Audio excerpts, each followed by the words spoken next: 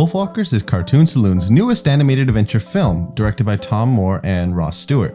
If you're unfamiliar with their studio, they're best known for their work on 2009's The Secret of Kells, 2014's Song of the Sea, and 2017's The Breadwinner. Before we get into the film, I first want to talk about a little personal history with Cartoon Saloon's work, specifically their 2014 film, Song of the Sea. Song of the Sea was one of the first movies I ever saw that truly captivated me from start to finish. It was a film I saw one trailer for and knew I had to see more. It was one of the first ever movies that made me fall in love with film and heightened my appreciation for hand-drawn animation. Animation is a powerful tool that can be used to spirit a viewer into a world that regular films cannot. It is not a genre but a medium, just like film.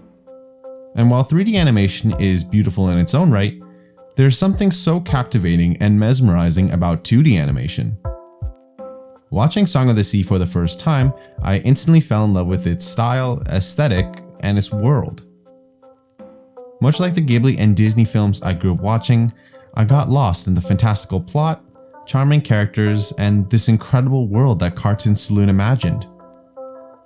So when I found out that not only was TIFF 2020 still happening, but that they would be showing the studio's latest film, Wolfwalkers, I knew I had to see it.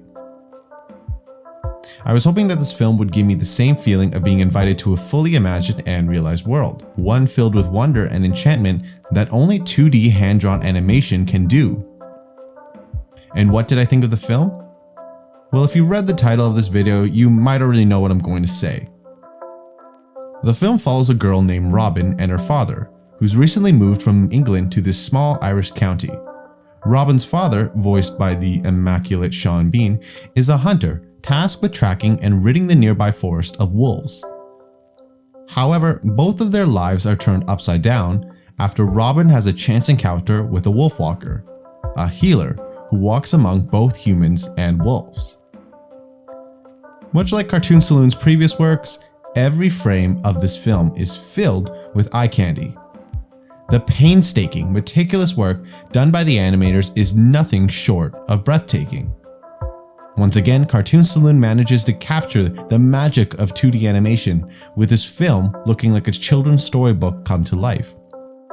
The landscapes and animals are drawn with this rough pencil crayon and watercolor aesthetic that is paired beautifully with rich greens, yellows, and reds.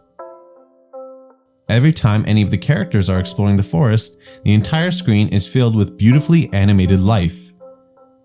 This contrasts with the equally brilliant, yet much less pretty town, whose rigid, bleak, and colorless exterior serves to show the duality of these two worlds. The art style in this film isn't just great, it's smart. The film knows when to go all out and animate its characters in intense, jaw-dropping animation sequences, but it also knows when to be still and silent, letting the gorgeous scenery and colors speak for itself. The film also brilliantly uses clever framing devices and cinematography. Much like in the previous works, the film employs split screen that allows the animators to show off character animations and actions in ways never done before. Its use of perspective also creates some pretty trippy scenes that will make your head spin if you're not careful. Much like the scenery, the character animations are rich, bouncy, and full of energy. Even when they're not talking, so much is conveyed through their emotions, reactions, and facial expressions. Speaking of characters, despite this film being wrapped up in folklore, the film's characters feel very real.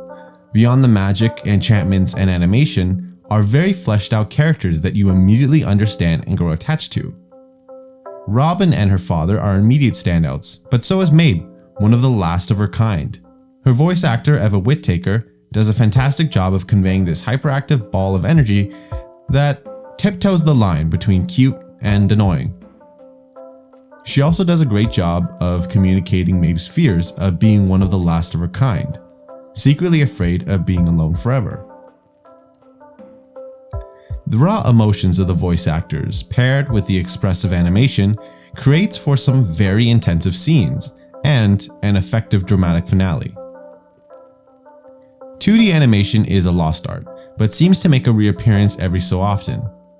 With animation giants in the West such as Disney and DreamWorks, going the 3D route, it's nice to know that there is still a place for hand-drawn animation in this age.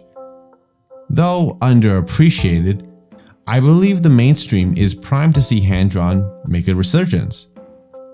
With people becoming more acclimatized to Japanese 2D animation, the recent release of the fully hand-drawn movie Klaus, and the unofficial finale to Cartoon Saloon's Irish folklore trilogy, it is going to feel good to see hand-drawn animation get the attention that it deserves.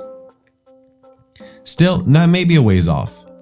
This is one of those films locked behind Apple TV, so it's not as accessible. In short, if you can see Wolfwalkers, please do. Don't sleep on this incredible animated experience.